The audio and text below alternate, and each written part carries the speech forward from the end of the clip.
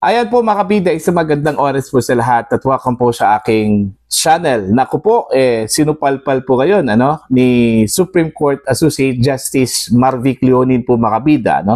Ito hong Kongreso, lalong-lalo na, ito hong House of Representatives po mga kabida. Meron po siyang pasaring po sa kanila hong ginagawang congressional inquiry po mga kabida. Okay, lalong-lalo na po yung nangyari hong investigasyon ng Quadcom, Tricom, ano pa yung mga Comcom na yon, mga kabida dyan po sa House of Representatives, po. Okay? Eto, babasahin ko lang po, ito pong post po ng Batas PH kung saan po ay sinare po nila mga kabida, Ito hong naging opinion po ni Supreme Court Senior Associate Justice Leonin po, patungkol ho sa congressional inquiry po, mga kabida. Okay? Eto, Leonin to Congress, don't act as if you are a judge or prosecutor in conducting legislative inquiries. Ayon. Kung mapapansin po ninyo, ito hong Kongreso sa ginagawang investigasyon po dyan po sa House of Representatives, parang umakto na po na mga huwes, mga maestrado po mga kabida. Okay? Hindi na po yung inquiry in aid of legislation, para bang pinoprosecute na po yung kanilang mga bisita dyan, kanilang mga resource person, mga kabida. Okay, kagaya na lang po dun ho sa kanilang mga resource persons na sinight in contempt, ang dami na po yun, okay, from Attorney Zulaika Lopez hanggang doon po mga kabida, kay Colonel Grijaldo, ganun po yung kalakaran po ng House of Representatives, mga kabida.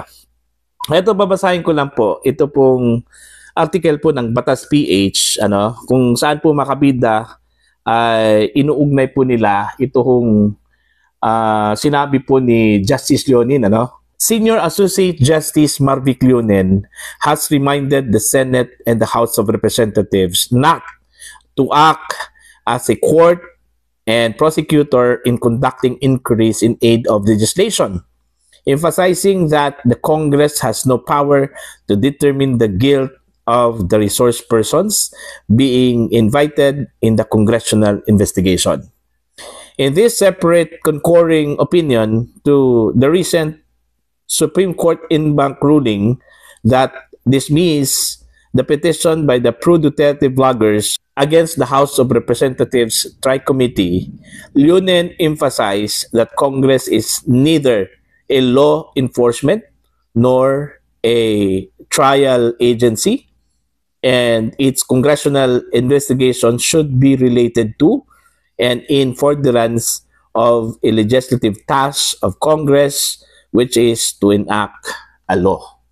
Okay?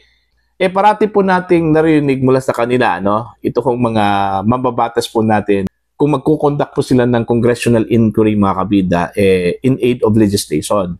Okay? Pero dun po sa mga nagdaang mga inquiry po, lalong-lalo na po dyan po sa House of Representatives, mga kabida, simula nung Quadcom, Tricom, meron ba tayong narinig na meron po silang ipinasang panukalang batas, na bunga po doon ho sa kanilahong ginawang investigasyon po, mga kabida, laban ho kay dating Pangulong Rodrigo Duterte, kay Vice President Sara Duterte, Puro lang po prosecution po yung ating na-observe mula sa kanila ho, mga kabida, Okay, ang dami pong ikinulong dahil lang po hindi po nila nagustuhan yung mga sagot po ng mga resource persons po nila, na hindi po sumang-ayon po doon ho sa kanilang kagustuhan po yung sagot, mga kabida, ng mga resource person, Kaya nga doon po lumabas po yung mga branding, laban ho dito sa mga mababatas dyan po sa House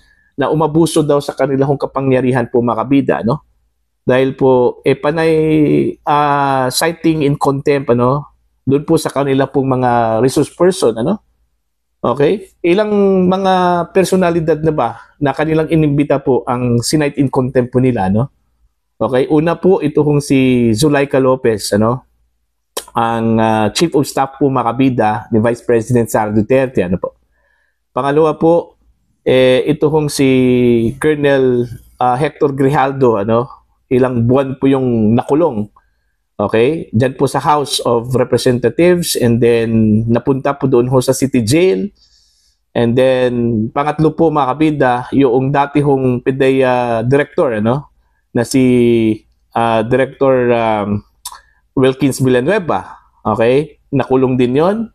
At marami pa po mga kabida, ano? Kasi po nung time po ng pagdinig ho ng Quadcom po mga kabida, ano? At maging yung Committee on Good Government and Public Accountability, ano? Parang umabuso po sa kanilang kapangyarihan po, ano, mga kabida. Kunting ano lang, mistakes or hindi lang po nakasagot po ng maayos yung kanilang resource person, kinukontempt na po. Okay? Mga kabida. Kaya ito po, malaking sampal po ito, ano? Ito kung sinabi po ni Justice Leonin po sa kanila na yung kanilang pagko-conduct po ng inquiry in aid of legislation lang po yon. Hindi po dapat sila umakto bilang prosecutor or judge po mga kabida, no? Para bang lumabas na po na prosecutor po yung kanilang function dyan. Okay, pinoprosecute na po nila yung kanilang mga bisita po, ano? Ito hong mga resource person. In aid of legislation lang po. Ibig sabihin po, gusto po nilang makuha yung mga insights po ng mga resource person po nila para ho sa paggawa po nila ng batas. Okay, kaugnay doon ho sa topic na kanila hong dinidiscuss po dyan po sa inquiry na yon, mga kabida. Hindi po kailangang i-prosecute mo yan. Okay? Hindi po kailangang i-persecute mo yan. Okay? Hindi lang po prosecution, ha? Persecution po yung ginawa po ng mga mambabatas po as observed by many Filipino people, ano? Doon po sa kanilang ginagawang investigasyon. Okay? Kung ikukumpara po natin yung ginagawa po ng House at ng Senate, napakalayo po marangal yung handling po ng mga inquiries po dyan po sa Senado, ano? Kung ikukumpara dyan po sa House. Every time na magkakaroon po ng hearing dyan po sa House of Representatives, halos natatakot yung mga resource person nila, no? Baka naman, ikukontempt, ano? Dahil yun, may mga blunder po dun ho sa kanilang mga sagot. Kasi dapat sumang-ayon po doon ho sa kagustuhan po ng mga mambabatas yung mga sagot po ng kanilang mga resource person, ano, mga kabida. Di ba? So ito, sana magsilbi pong aral ito sa mga mambabatas, ano? Don't use your power too much. Nasisikil na po yung karapatan po ng mga taong iniimbitahan dyan, mga kabida, ano?